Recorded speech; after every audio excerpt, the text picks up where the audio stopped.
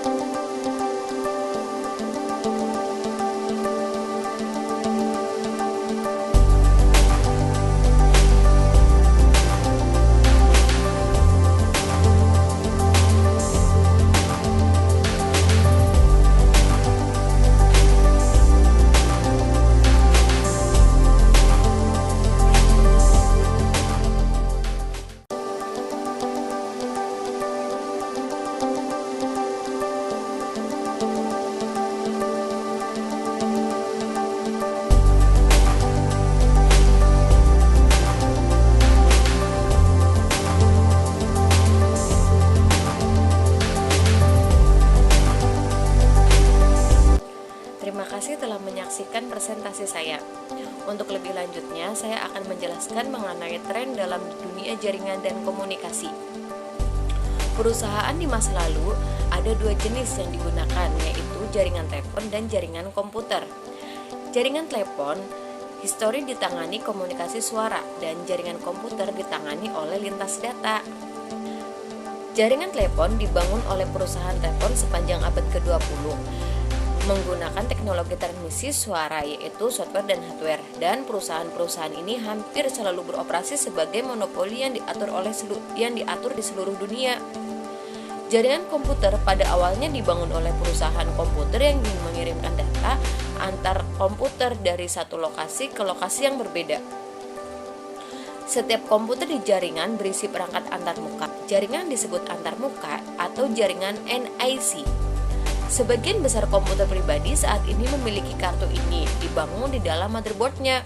Media koneksi untuk menghubungkan komponen jaringan dapat menjadi kabel telepon, kabel koaksial atau sinyal radio dalam kasus telepon seluler, dan jaringan area lokal nirkabel atau jaringan WiFi.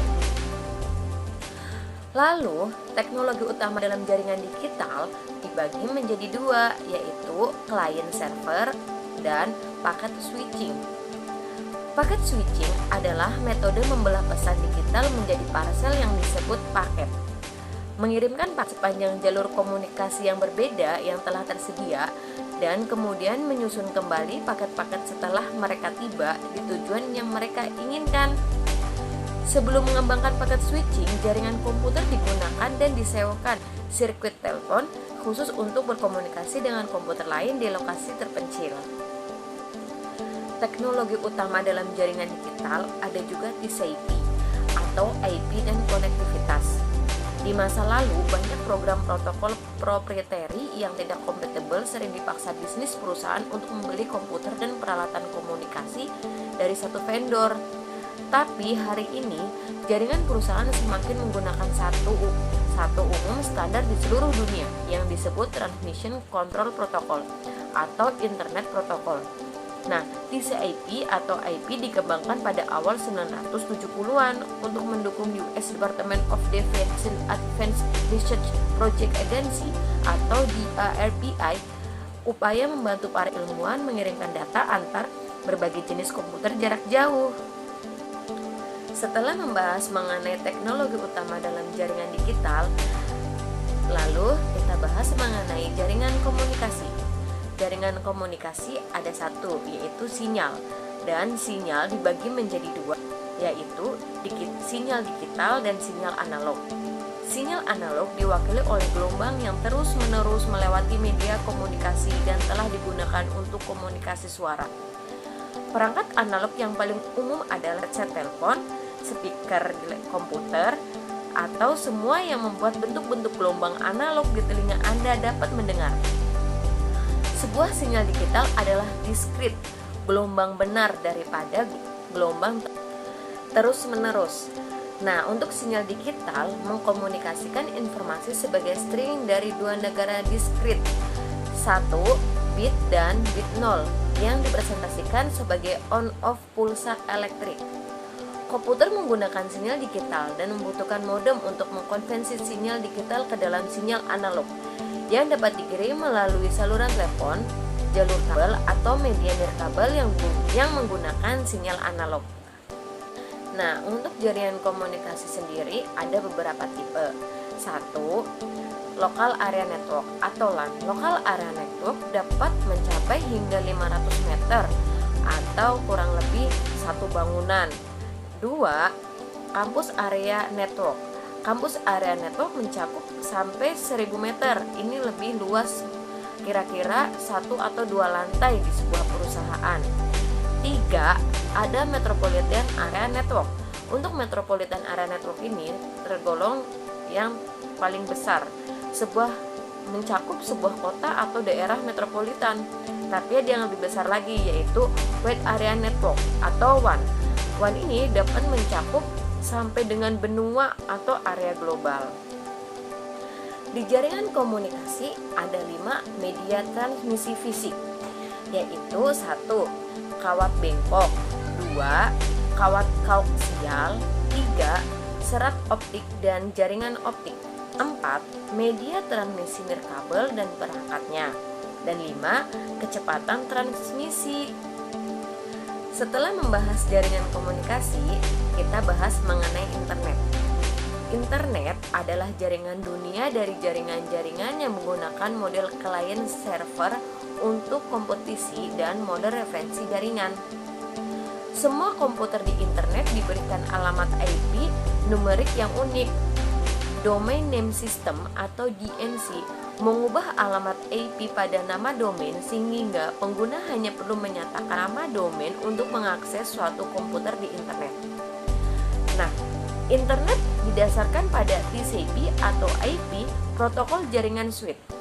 Setiap komputer di internet diberi alamat unik internet protokol yang saat ini adalah angka 32 bit diwakili oleh 4 senar nomor mulai dari 0 sampai dengan 255 yang dipisahkan oleh periode. Misalnya IP dari mikroskop adalah 207.46.250.119. Ketika pengguna mengirimkan pesan ke pengguna lain di internet, pesan pertama didekomposisi menjadi paket-paket menggunakan protokol TCP. Tiap paket berisi alamat tujuan. Paket yang kemudian dikirim dari klien ke server jaringan dan dari sana ke banyak server lain yang diperlukan untuk sampai pada komputer tertentu dengan alamat yang dikenal. Di dalam tujuan paket dipasang kembali dalam pesan asli. Di internet sendiri ada beberapa layanan. Secara umum, internet berfungsi untuk mengirim email dari satu orang ke orang lain, chatting dan pesan instan, newsgroup, talent, file transfer mass protokol, World Wide Web, dan juga untuk mengakses atau mencari tahu hal-hal yang kiranya kita tidak bisa temukan.